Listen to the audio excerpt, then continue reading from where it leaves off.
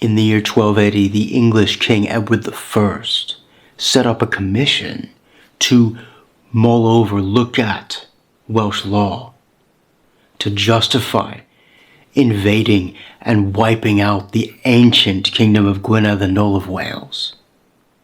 Now, to put this into context, the kingdom of Gwynedd, or principality if you want to use that, at this point was already 900 years old. This, in terms of time and length of life, is longer than the British Empire, the Russian Empire, and the Aztec Empire combined. So we're not dealing with a friendly man here.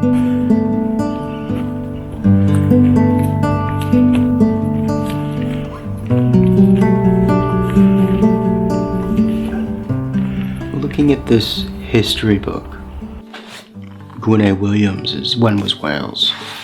We're reaching the era in which Wales was conquered. But we have to understand what they were conquering and why. We were on the verge of establishing a state, like, along the lines quite similar to Portugal, actually, in relation to a bigger eastern neighbor that didn't always like the fact that we exist. And so, in this video, we're taking a look at what that evolution in law was. How was Gwynedd changing on the cusp of this invasion?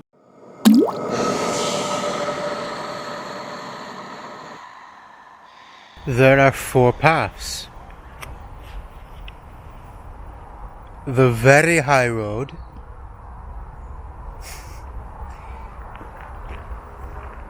the low road, the centrist road, and the up and down centrist road. I'm going to go the middle way. 3 centuries earlier, Llywelyn had codified Welsh law. This was a people's law, built upon traditions. It was not put together in a way that promoted the unity of a state, even though that's what it did at the time. Things changed after the Normans came in. The Welsh way of sanctioning heirs who were not legitimate according to the Catholic Church infuriated the Anglo-Norman lords and propelled war on more than one occasion. And so over the next 3 centuries, Welsh law changed, being given reforms. This Welsh law was not a single thing set in stone for all time. It was being amended and altered over the centuries, and certainly as Gwynedd rises to power, reforms are consciously being made to reflect the emergence of a feudal political principality-like state. And Llywelyn the Great, shortly after coming to power, he comes to blows with Powys. Gwenwynwyn in the south, he annexes Powys and reaches down all the way to the south coast of Wales and Caerphilly, and he spreads the reforms in Welsh law that he makes into the rest of Wales when he holds a council at Aberdyfi in 1218, where he parcels out land to the other Welsh princes, marking him as being higher than they, and noting clearly for the first time the way this law in Wales is reforming. The crown of Gwynedd is at the top of this legal hierarchy within Pure Walia, or Welsh Wales. By the 1230s, Llywelyn is going to great lengths to alter Welsh law in terms of legitimate heirs, so that his dynasty can continue and Wales can be stable. This people's law trapped between these 2 branches of overlapping ownership. You had the Cenedl, which was the kindred, the wider family, used today to mean common related nation, or simply the nation people. And you had the Priodor, the individual owner of that land. And these were all underneath a Cenedl, kind of the elder of the family. And they often had overlapping interests. This could lead to serious blood feuds. By mid-century under Dafydd ap Llywelyn, the first Gwynedd ruler to call himself Prince of Wales, the original Galanas, blood price system for homicide, had gone, to be replaced with individual guilt. Verdict by jury was now being resorted to within the pattern of the cenedl.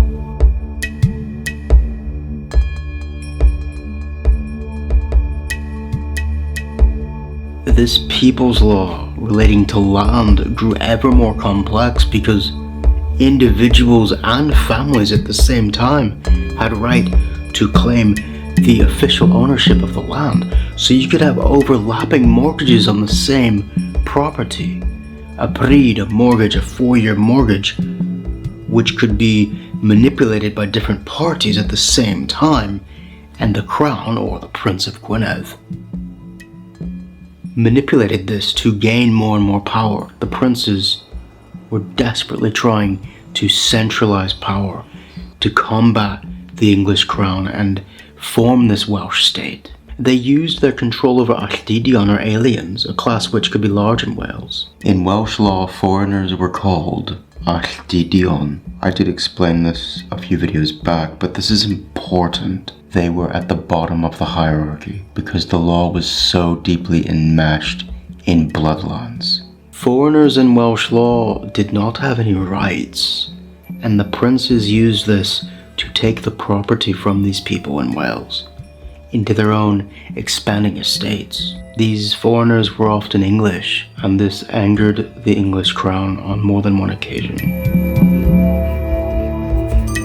This balance of land ownership between the priodor and the cenedl, the kindred family, was further complicated by the cyfran, the splitting out of land, when it came to the movement of cattle, because you had the hendref, the township, the old township, where you would be based in winter, and the hafod, the summer dwelling place, where you moved cattle and sheep upland during the summer. And if land was parcelled out between sons upon a father's death, both ends of these agricultural economies' centres would often be in different hands within a family, and then the lords on top of them would break them up to try and consolidate power to create this new Welsh state.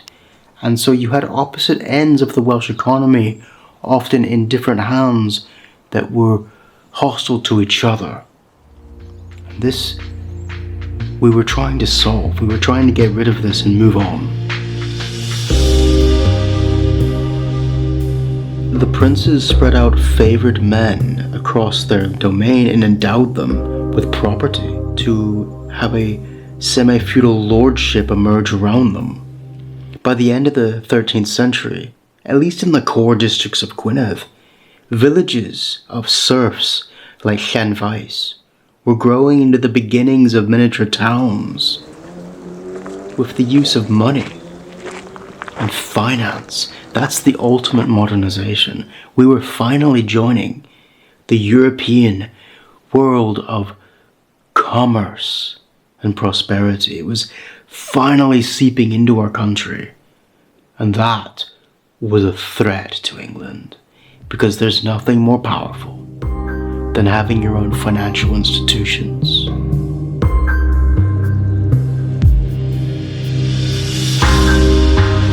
English law began to offer us an answer without having to adopt English law, and that was the jury, the concept of a jury. English law was very different in criminal law. The most revolutionary change in English law came during the 12th and early 13th centuries. It was the development of the petty jury and its extension from land and civil law into criminal actions. The attraction of the law of 12, the jury, stopped at no border.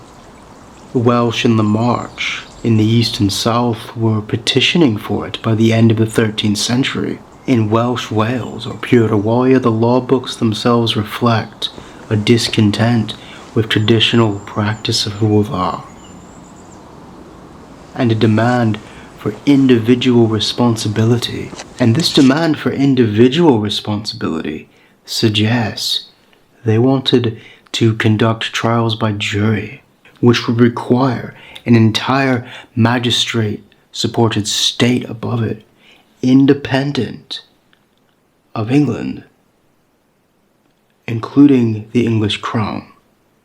This deciding things by jury did have a deep resonance in Welsh culture in terms of the law books emphasizing instances where the community came together to fulfill tasks like cymorthau, mutual aids. People came together, for example, very similar to like barn raising in America, where a group came together to raise a barn together, and then when they needed it in turn, they did it with each other. And so the jury resonated with us, and we began to build offices of state to reflect administrating groups.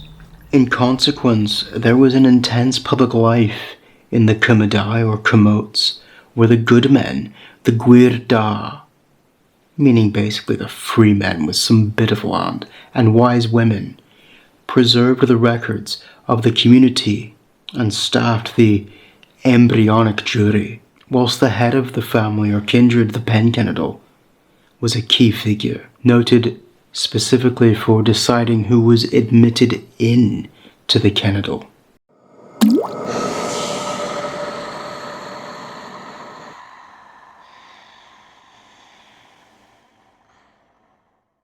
Over this society, in the throes of painful demographic change, appear a higher class, quasi-feudal lords, in kindred trappings, complete with coats of arms, and all the glory of chivalry. These were royal tribes, signifying their intent to lordships within the crown of Gwynedd, rather than the crown of England. A series of officers or swyddogion arose around this emerging principality state to run these affairs, becoming quite an advanced administration. One of these offices was the cynghellor, the chancellor. Now this is slightly different from what we think of a chancellor as today. In this case, it was the official charged with managing the prince's expanding estates across the land. This was a state now so complex that the ruler needed an official to manage his landholdings across his domains, and this is very new. Like this cynghellor, new titles emerge. Rhengell and Raglaw. The Raglaw, a kind of bailiff. The Rhengell, a kind of sheriff, a rough equivalent. And these were around these new townships beginning to seed, and these denser populations requiring this administration. We were finally on the cusp of building an urban society, which is the foundation of every true kingdom. Most striking in the lands controlled by Gwynedd, however, is the appearance within this people's law of professional lawyers and ynad, judges, who did more than the English counterparts. They actively intervened to make the llys, the royal court, a focus of legal initiative. The whole multitude of offences compensated by the cenedl swiftly changes here in its character and becomes a common law under princely administration. This is a direct challenge to English law, because English law was trickled down from its king. And so we were flipping it around and slowly switching to a Welsh law trickled down from the ruler of Gwynedd. We created royal administrative bureaucracy. A chancery appeared early to conduct active foreign policy, with Westminster under its King of England, with Paris, with Rome and the papacy, but which could range as well from Ireland to Norway and even as far off as the Holy Land. We were building an embryonic ministry of foreign affairs for this new state, The seneschal of Llywelyn the Great, Ednyfed Fechan, created an official dynasty with estates in Wales and in England. Summons went out regularly to the great men of the localities to join in this official class of administrators. Or in other words, this was the beginnings of a Welsh parliament.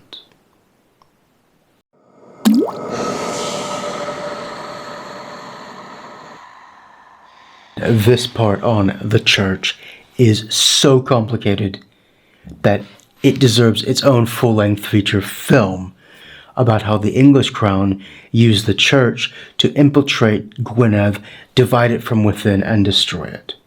Basically, the short of it, we were fighting or preparing for the land war, the political war that was coming. But we were fighting a war within a war. There was a war over the control of the church. Now, we lost the independence of our Celtic church, which meant that the church was overseen by Canterbury, though we were fighting this. For a moment, through the Cistercian monks and order, we pushed back because they did not recognize that authority as being over them and over us. We went directly to the Pope, but as England grew in power, we were losing that argument. And we have a cathedral, or the kingdom, the Principality of Gwynedd, had a cathedral in Bangor, which was the center and the heartland of its kingdom. And they had enemies within that. And there's talk that maybe there was a conspiracy from within that church to destroy the kingdom of Gwynedd and the greater principality, financed or bought off or in the cards of the king Edward I. But what I see when I look into this is that there was a generations-long build-up through the church to subtly divide us and wield influence within that ecclesiastical establishment, so that when that final war eventually came, they had a fifth column, a whole corpus of spies and information givers within the heartland of our own kingdom. And if you want to know how the war was so quickly won, it's because it wasn't this ecclesiastical fifth column in the palm of England within our own nation. This took decades to build up. And they were doing it for a long time. And we became aware of it. But we did so too late. We tried to stop it. We almost did. But it was too late. They didn't fight fair. They never have. Will they ever?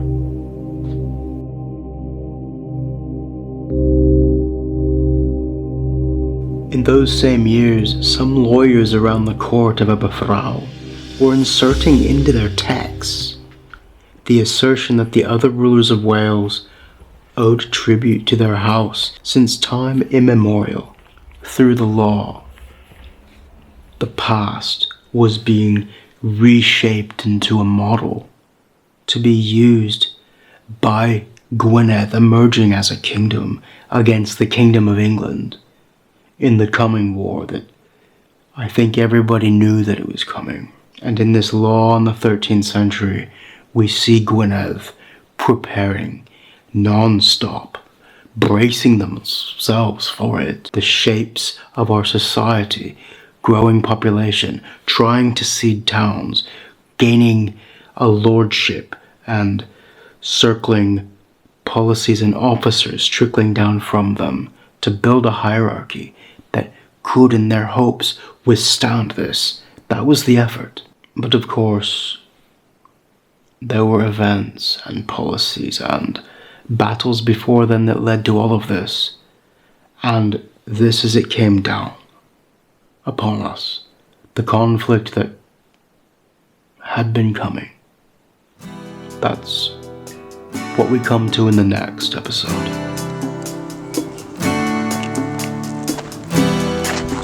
May I take this moment to say diolch o galon, thank you very much from the heart, to my Patreons who contribute and make this journey we're going on possible.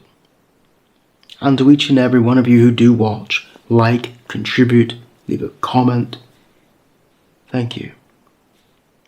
I'm glad that you made it this far. You obviously enjoyed the video, and we'll see you